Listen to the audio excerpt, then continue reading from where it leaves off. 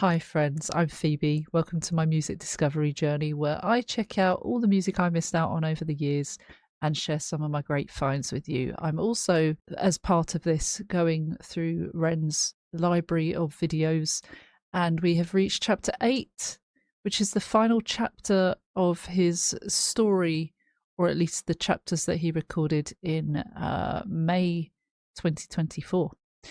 It's kind of, on one hand, it's kind of sad that we're coming to the end.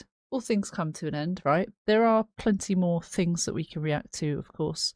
And I understand that there is a song that kind of goes with all of this, but I'm going to do that separate. Ignore that. At the end of the video, I will be sharing troubles because you'll see. Welcome to the premiere if you have joined. I guess we'll check it out. I have one tissue left and I have to buy a box of tissues. So let's hope that this is happy tears. Okay. Oh, perhaps there is a song. I was sat in a cafe across from a strange French man in a suit. I had to decide over a 5-minute drink if this was the man that I was going to live with for the next year of my life. Whoa. A week before, I'd been sat in the same cafe with a Polish man. My friend Luke had put me in touch. Me and my girlfriend had decided to move into separate houses in hopes it would fix our crumbling relationship. The guy seemed pretty chill online, and so I'd already agreed to move in with him. This was just a little informal meet before we did. A few minutes in, I instantly regretted everything. He told me a story of how the week before he'd come home drunk, and he'd pissed all over his own living room, and was in hysterics about it. Oh dear. Love Ren. Love that he's a bit like me. He seems to be able to work people's characters out fairly quickly, but also has the neurodivergent tendency of perhaps jumping into giving people a chance and quickly finding out that it might not go the way you'd hoped, as in this situation. Hey, it's an interesting story to tell, isn't it? That's for sure. Come home drunk, and he pissed all over his own living room and was in hysterics about it. I laughed nervously, taking a sip of water as I imagined a future of watching Netflix shows near a carpet that stank of piss. He then went on to tell me a story of how this girl that he'd liked had rejected his advances, so he'd, in his own words, grabbed her by the pussy and she slapped him. He wasn't sure if it was going to work out between them. I was certain it wasn't going to work out between them. I didn't laugh this time. I made an excuse and I left. When I got home, I messaged him, making up a lie that me and my girlfriend had patched things up and she'd be moving with me instead. I had a week to find a new roommate. Jeez. I was, for all intents and purposes, a loud little bugger. I'd often spend unhealthy amounts of time making beats, so the person that I moved in with needed to be able to tolerate noise. Fair. I found this Facebook group called Brighton Bands and Musicians and I posted on it. It went something like this. Is this how he met his Hi, Big Push friends? I'm a noisy person and I'm looking for another noisy person to live with. Enter the Frenchman. He'd moved from France in hopes of kick-starting his music career. He was working in the restaurant and busking on the streets whenever he had time. He was, for the better part of the word, eccentric, and at first I couldn't quite place him. The bar was set extremely low by the carpet-pissing sex offender though, so the Frenchman could have probably told me he was part of an extreme terrorist organisation, and I'd probably said, "Great mate, when can we move in?" The house was only meant for two, but in true cheapskate style we found a third housemate called Tom, who was probably one of the funniest people I've ever met. Tom would go on hour-long rants about how Nicolas Cage is the world's best actor. I said, put the bunny back in the box. Great film. And he makes a compelling case too. That Frenchman was Romain Caesar. We'd go on to form a band called The Big Push, and he'd become one of my closest friends.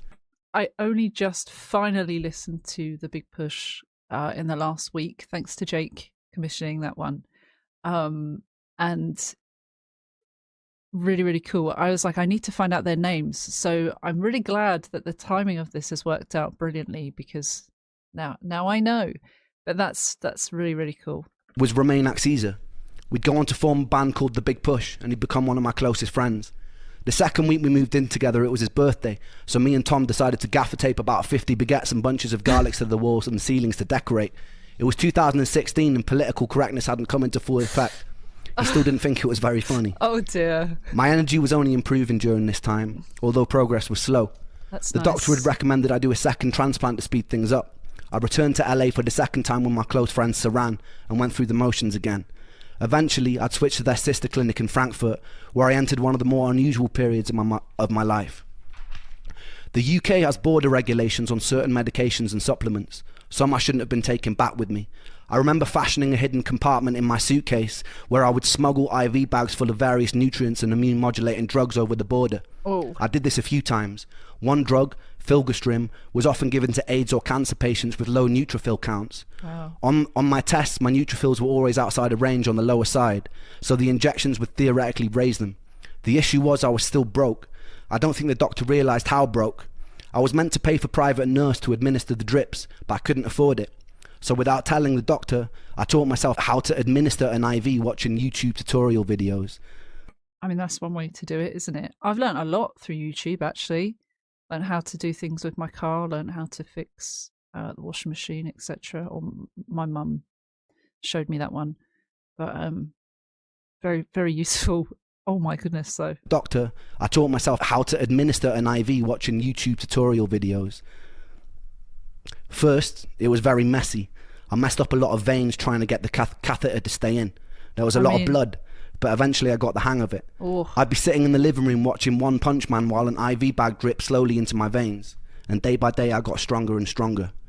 The issue was I started noticing my food intolerances getting worse. Oh, yeah. The stem cells had improved my pain, energy, clarity of thought, but it worsened my ability to tolerate food, something I later learned was caused by MCAS, or mast cell activation syndrome.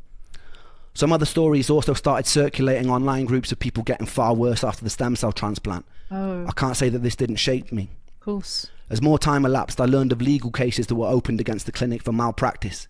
The clinic in Beverly Hills eventually shut its doors. Oh. It was hard to know how to feel about this. The doctor had been my saving grace. He'd pulled me out of a half existence, but I could see where people's frustrations were coming from. Jesus, that's so scary, isn't it? This was where the doctor gave him like the free treatment as well. He picks people at random to help for free. And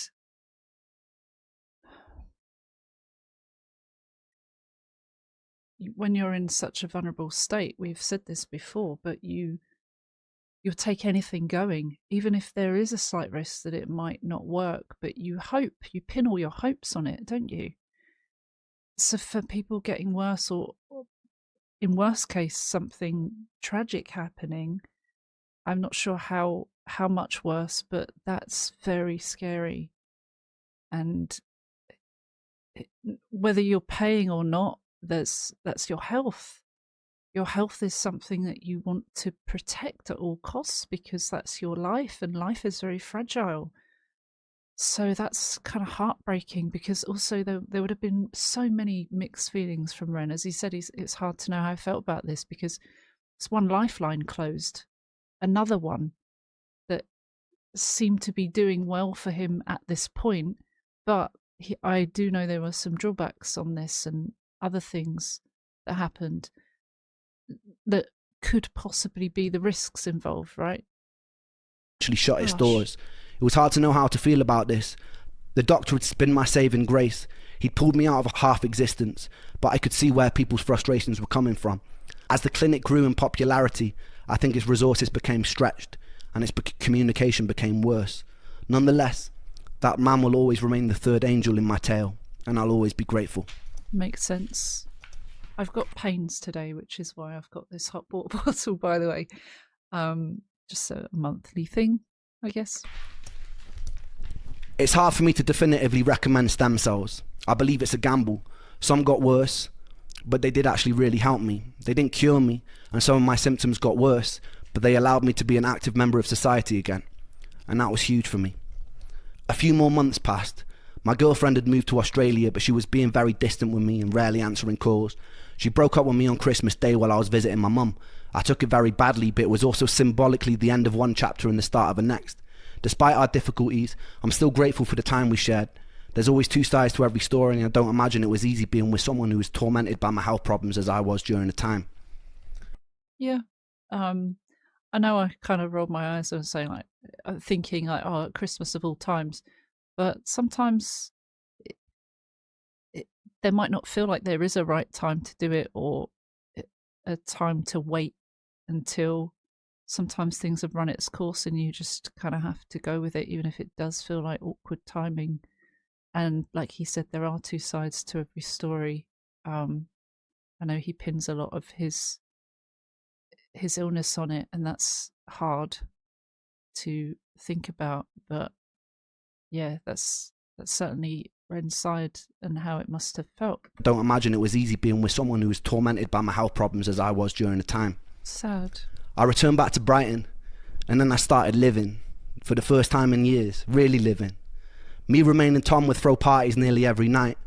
I didn't drink or do drugs, but I was high on being able to participate.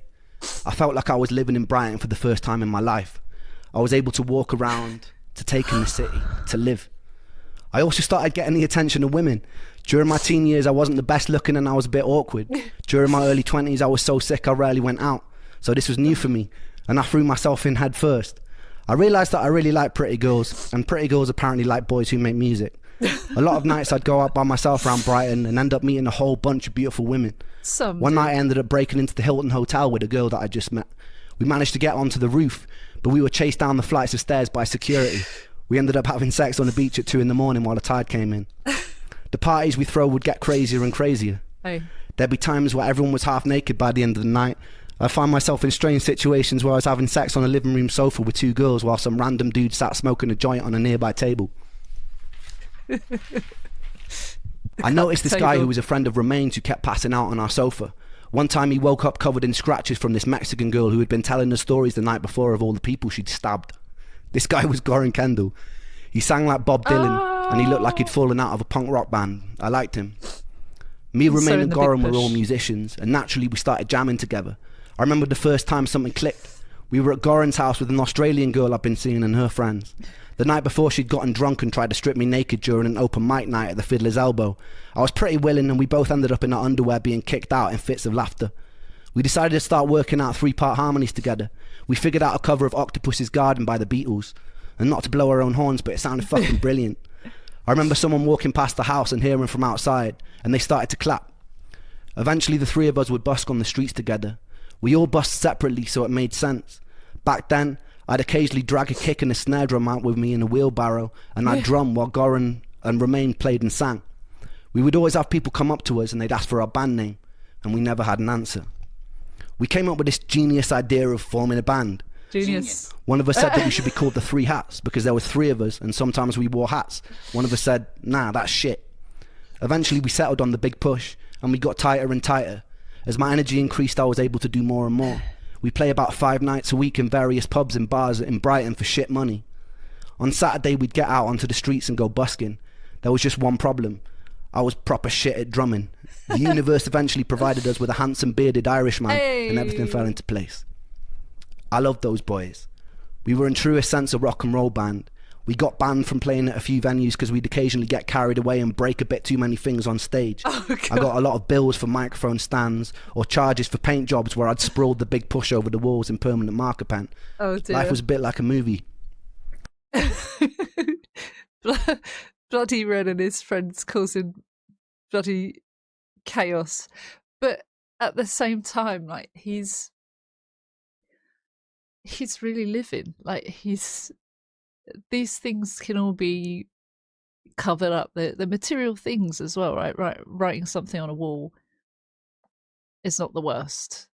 It's not completely ruining someone's life, is it? You can fix it or paint over it. And I know it winds people up sometimes. It annoys people, of course. Graffiti or, defacing things, in extreme cases might be a bit annoying, but like ultimately, it's not the worst thing you can do. He's not pulled down a building, has he? He's not blown up a building. It's not a terrorist act. And just I guess he's just being a lad. Taking part in things that he didn't have the opportunity to do before, and like he said, going head first in, making up for lost time. That's what it is, and I think that's why it gets me. Things on stage. I got a lot of bills for microphone stands or charges for paint jobs where I'd sprawled the Big Push over the walls in permanent marker pen. Life was a bit like a movie. My ambition at the time wasn't to be in the greatest band of all time or to have any kind of success. I was just so relieved to be alive and play. So every day felt like a victory.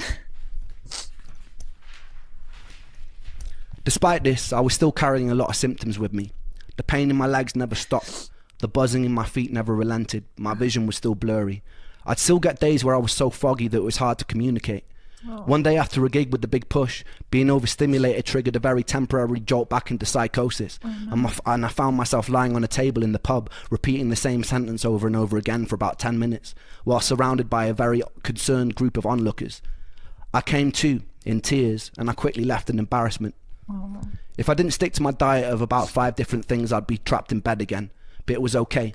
I was willing to hurt if it meant I could participate in life again, and I intended to live the fuck out of it. I met this beautiful Spanish girl one night after playing at a local pub, and I fell instantly in love. She had this beautiful blonde curly hair and was wearing dungarees, and I was enamoured with her from the first moment that I saw her, and she didn't make it easy, which made me like her even more. I'd write her poetry, invite her to shows and attempt to be funny. She knew me as the local slut, which didn't really make things very easy. But with time, she could see that I genuinely cared about her, and I did, a lot. One time we snuck into a cinema together, and I proceeded to climb onto what I thought was the stage below the screen to put on a show for her as she sat alone in the aisles cheering.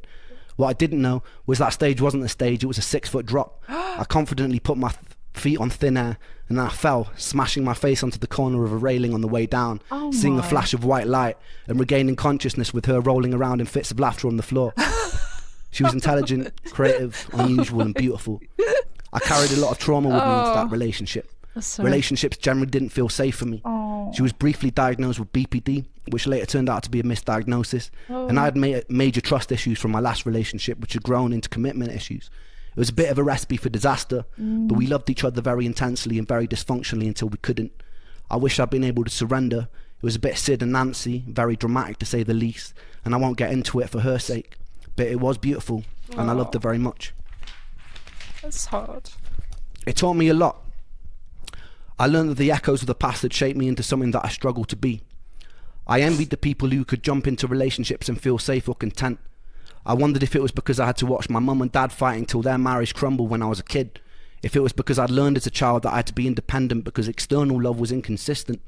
I wondered if it was because I'd been too late to save Joe. I wondered if it was because I was forced to live most of my adult life in isolation. I wondered if it was to do with my past relationships. I didn't know, but I felt confused and I felt angry with myself. I knew I wanted to surrender to love, to feel truly worthy of it, but every time I tried, I feel discontent and unsettled.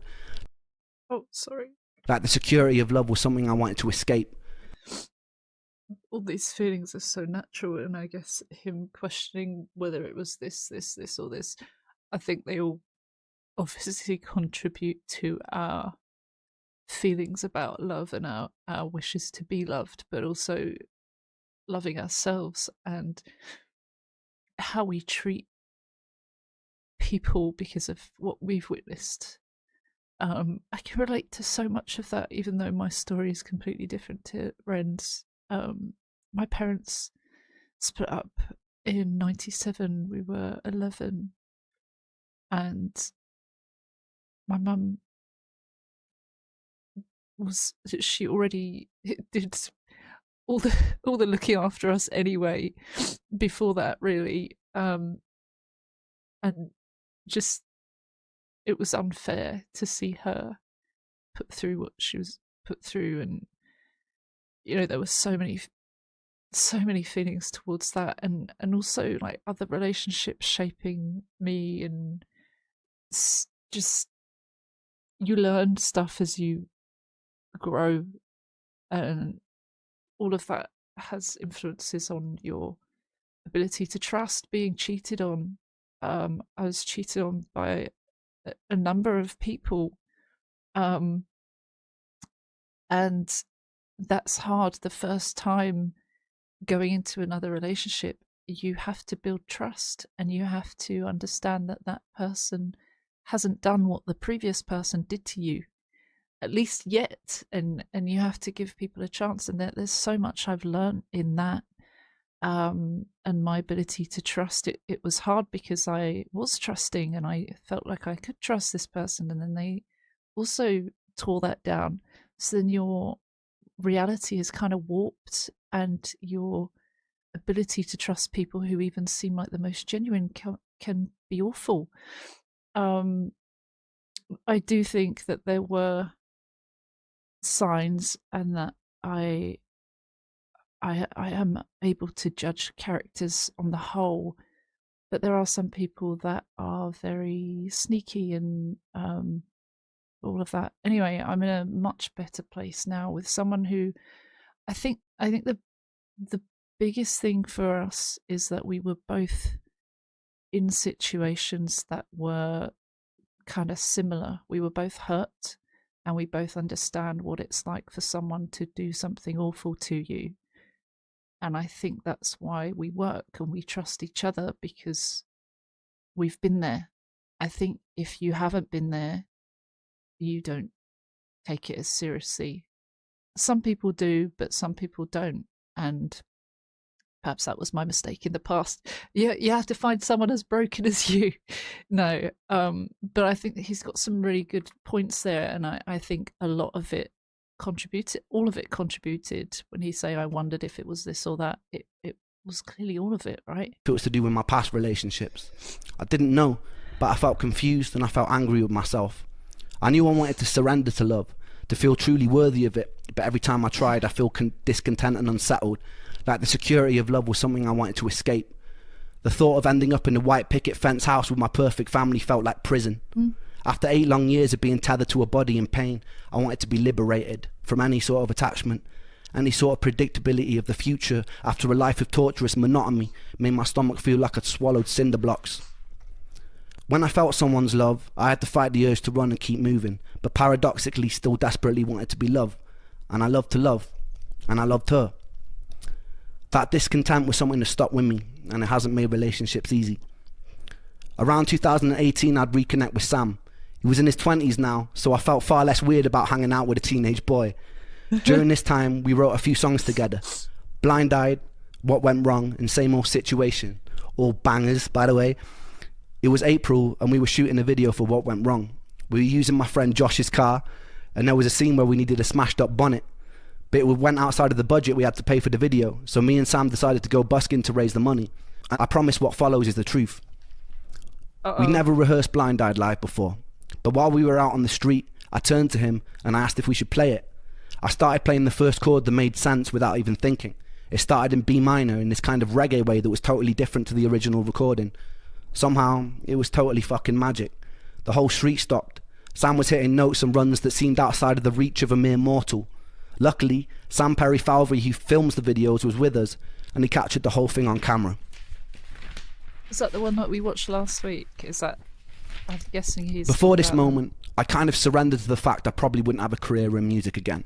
Wow. I was doing it for me. I was doing it to celebrate being alive. The week after the video shoot, me and Sam decided to go busking again because it had felt so good. Someone filmed us covering a version of Vera Hall's Trouble So Hard. Oh, is this what Trouble is this from?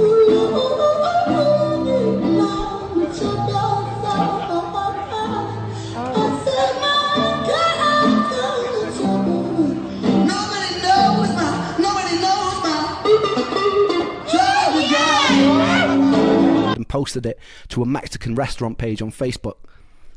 It was the first thing that I'd done since returning to the land of the living that went viral, and it went very viral. It started being shared everywhere by millions of people.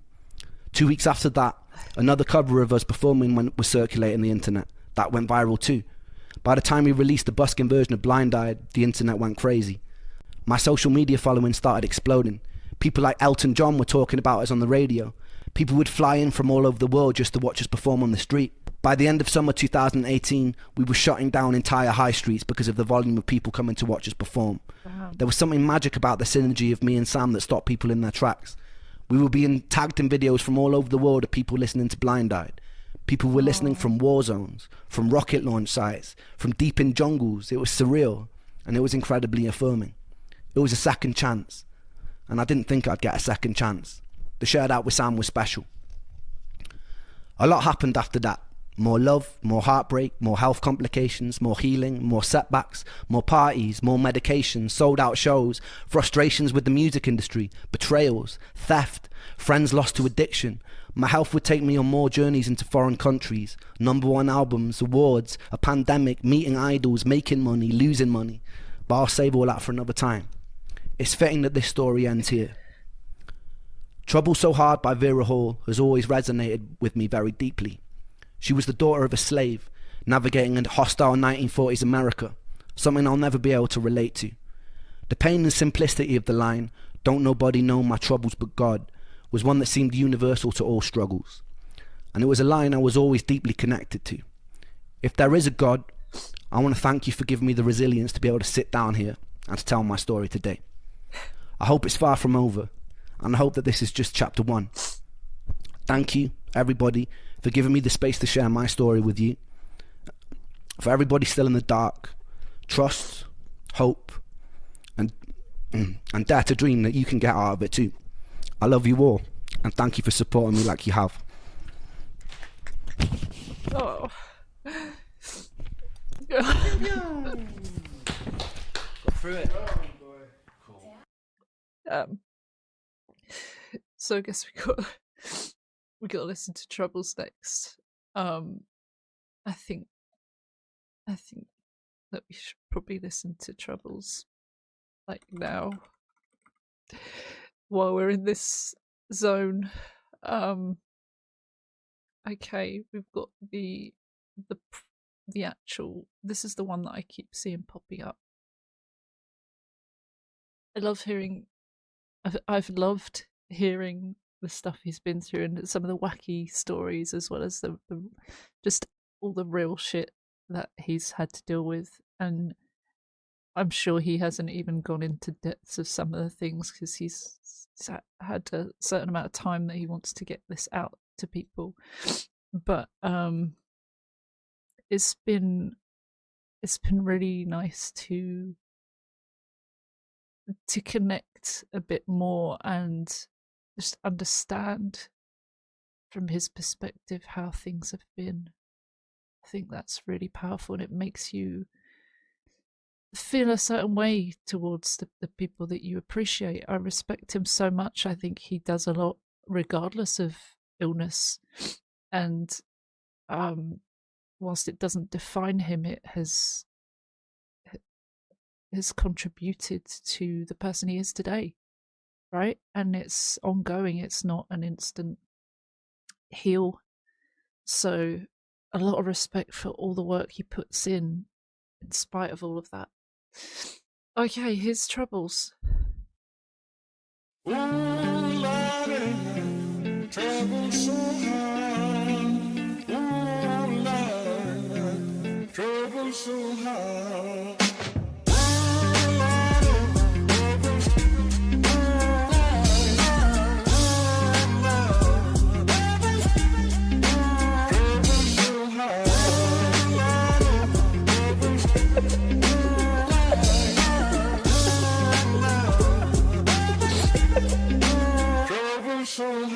I don't reach into the past very much for these shards of shattered glass and harsh paper cuts. Leave me stop when I reach in, memories are seeped in. Hydrochloric acid, I go to war and get passive and freeze up. Music helped the ice to thaw, put the chisel in the middle, swing the hammer of Thor.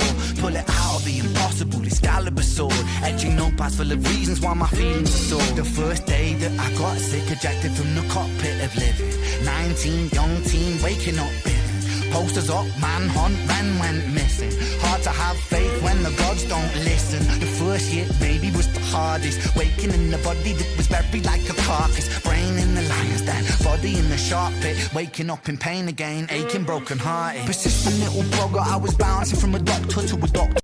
Just going back through this, I like how the beat at the start sounds kind of unusual for the song. Obviously, he's turning it into his own version of this. Oh Lordy, my trouble's so hard. Oh Lord, my trouble's so hard. As the original says.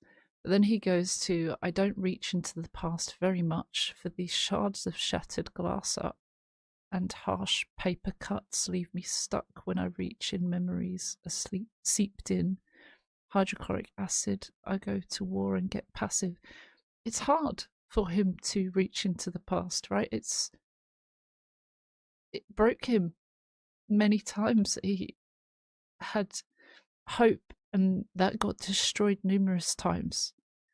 And so reflecting on it is exhausting for him. And whilst he has shared a lot of that, I can only imagine how hard that has been to think about. I've had that where I've had to recount traumatic things that have happened and have police question things for serious issues that I needed to raise. And you don't really think about it at first or what comes with that, but it's harrowing trying to recount some of the awful things that you've been through and wanting to be healed from that, or feeling like you are healed from that, or feeling better about it at least, because in Ren's case he's not healed, but then realizing how susceptible we are to all the feelings that come back, and how that can be quite triggering. Trying to do it for the greater good, I guess, even if you get told you're a bullshitter or legal threats against you for lying, but then they can't pursue it because you aren't lying. Like, it's kind of funny. Anyway, if you can't laugh about it, it's, I guess it's a way of coping. So he's saying to get passive because of this acknowledging the past. He's not invalidating it. It's just difficult for him. And freeze up. Music helped the ice thaw. Put the chisel in the middle. Swing the hammer of Thor. Pull it out of the impossible Excalibur sword. Etching notepads full of reasons why my feelings are sore. I love how he talks about music thawing the ice, melting the ice away, the coldness, the sharpness, the awful past. Pulling out the Excalibur sword is, like they say, impossible. It's only one person can kind of do that. And he's saying that was possible. Thor's Mjolnir hammer is something that Thor can lift freely and move around, whereas your average mortal can't even lift it because it's so powerful and heavy. So that's really nice. The first day I got sick, ejected from the cockpit of living. 19, young teen, waking up bitten by a tick. It was a tick bite. Posters up, manhunt, Ren went missing. Hard to have faith when gods don't listen. He suffered so long. He didn't think anyone was going to help him. He felt like he was suffering. And this was kind of, he resigned that this was his fate at one point, or held on, but kept feeling defeated. Talking about when it happened, so he was 19 and suddenly he wasn't feeling well. That's also like gonna confuse you if you've been all right before then, or if you felt okay and suddenly now you're unable to even get out of bed. So talking about Ren went missing, I guess it's because he was confined to home a lot, and I guess people might have been wondering where's he gone, what's he up to. The first year maybe was the hardest. Waking in the body that was buried like a carcass, brain in the lion's den, body in a shark pit, waking up in pain again, aching, broken-hearted. He felt like he was dead. He was alive, but he wasn't living. And body in the shark pit is just reiterating how defeated his body was, and in pain and suffering with all of that. Anyway, let's listen to more of this, because I don't know if we've just gone on further.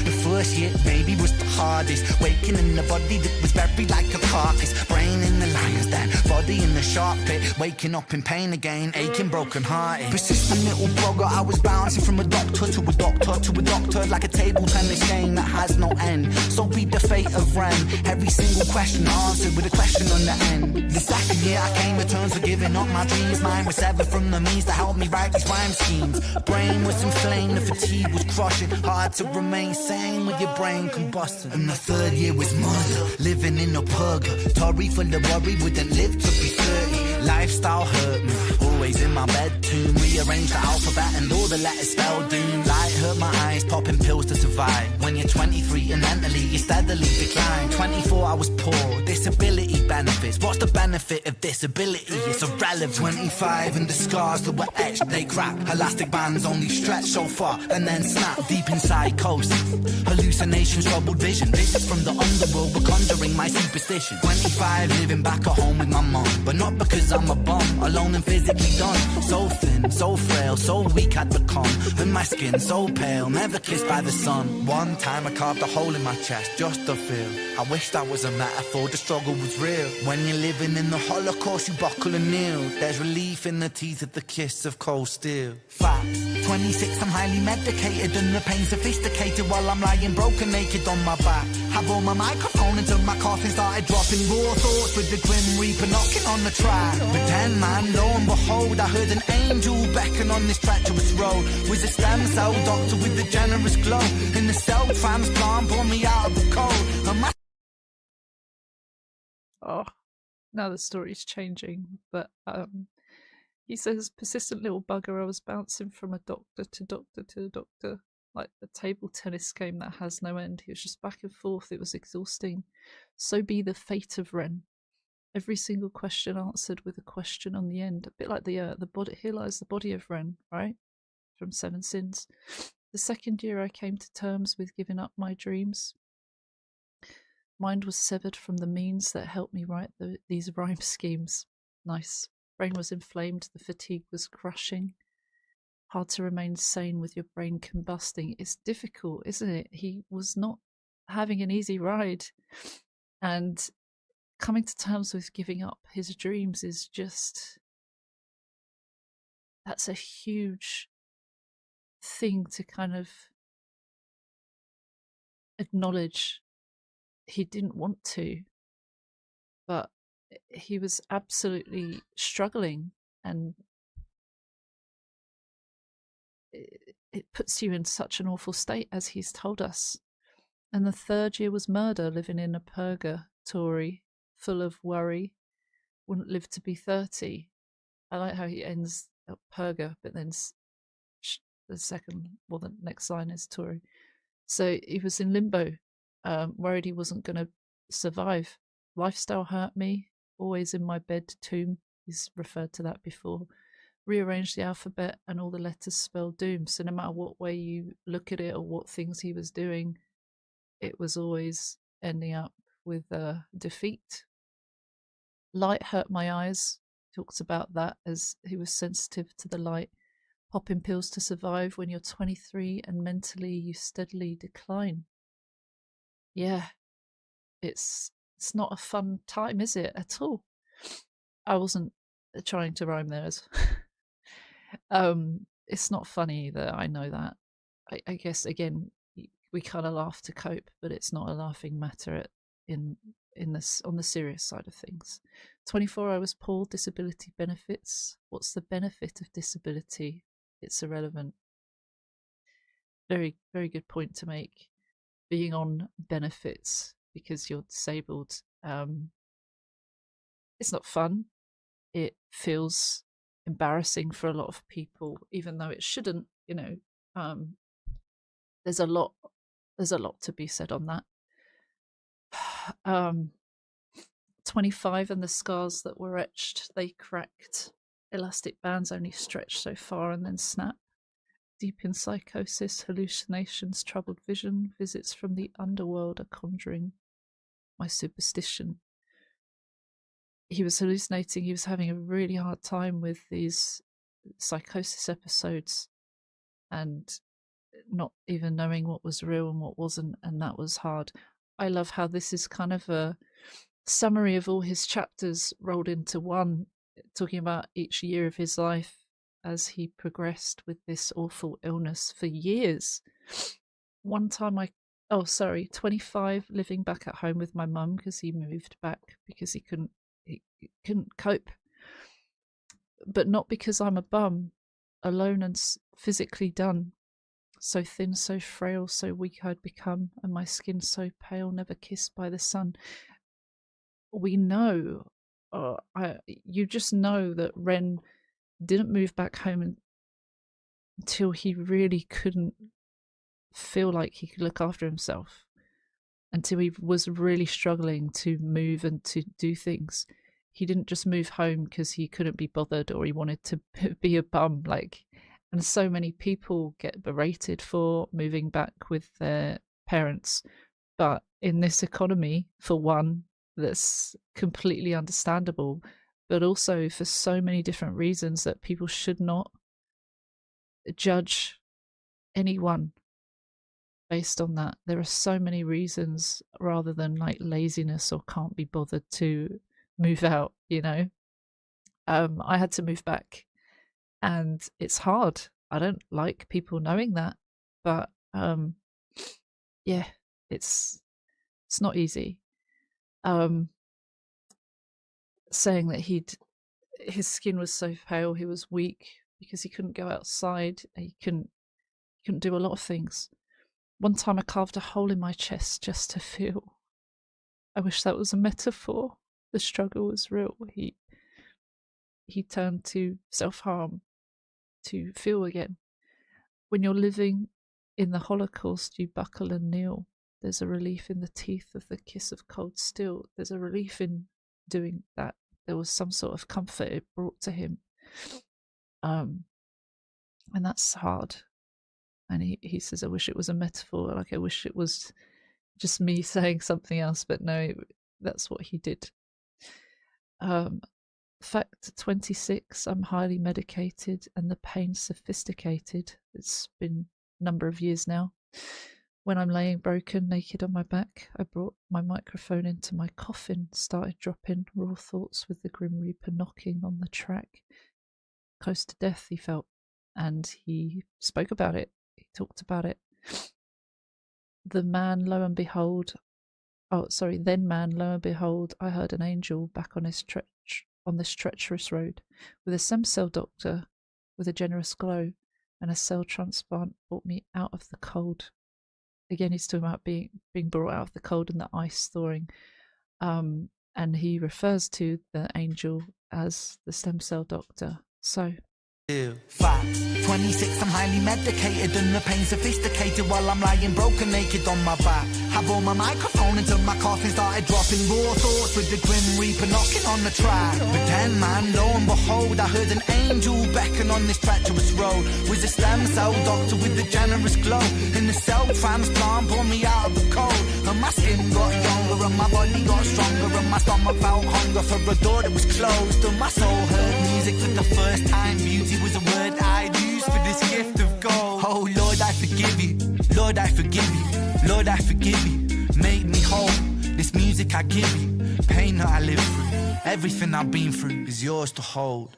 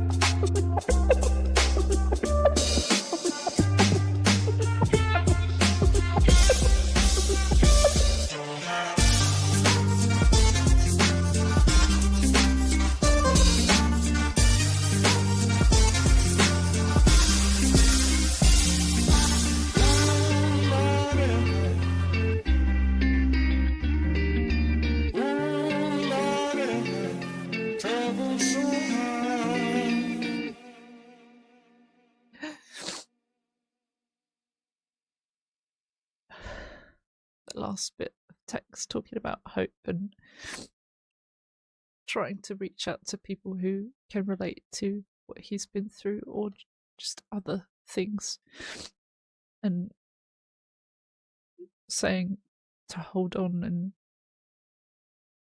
a lot more research is being done into things medically. It's not easy when you feel like you can't find answers, and everyone's situation is different. It was really nice though, wasn't it? It was really nice. My skin got younger, my body got stronger, and my stomach felt hunger for a door that was closed, and my soul heard music for the first time. Beauty was a word I'd use for this gift of gold. And then saying, "Oh Lord, I forgive you. Make me whole. This music I give you, pain that I live through, everything I've been through is yours to hold." He's feeling like someone's answered his prayers. And talking about how he's felt with things improving. I gave up the struggle and I gave up this trouble. And I gave up this struggle and I gave up this trouble. That was really, really cool. And just nice to see a better future for him when you compare it to the days where he could barely stand to go to the toilet or to go to the kitchen, where he'd collapse and he'd need help. It's just so nice to know that there have been better days. And it's not always better days, I'm sure, but that's miles different to where he was at that time, at least from what we know now. Like I say, he's not healed, and he has to get stem cell stuff done often, and I'm sure lots of manner of pills, but it's amazing how much of an improvement it is from those days. So that's wholesome, and thank you for joining me on this journey. It's been really nice having people to talk to about it, and not just watching alone. Obviously when I'm filming these, no one's talking to me directly, but I know that there will be people watching. If you're watching in the premiere, thank you so much for your time. I appreciate it. And if you're watching any other day of the week, thank you. There will be far more Ren stuff to go through. He's got a ton of other tracks that I haven't checked out yet. I still need to publish 7 Sins, so I'll be doing that very soon as well. I'm sorry that it's been just, I'm overwhelmed. I'm one person, you all know that, and we'll get to it eventually. But thank you for sticking it out with me, and that's the end of the era. And on to the next one, I guess. Shout out to anyone on Patreon. You can join for free, or you can join from £1 and up to get on this little thank you board at the end of my videos. No pressure at all. Just being here, you have done more than enough. That's 48 minutes and a half that you aren't getting back, and I'm sorry, no refunds. Take care. See you soon. Bye bye.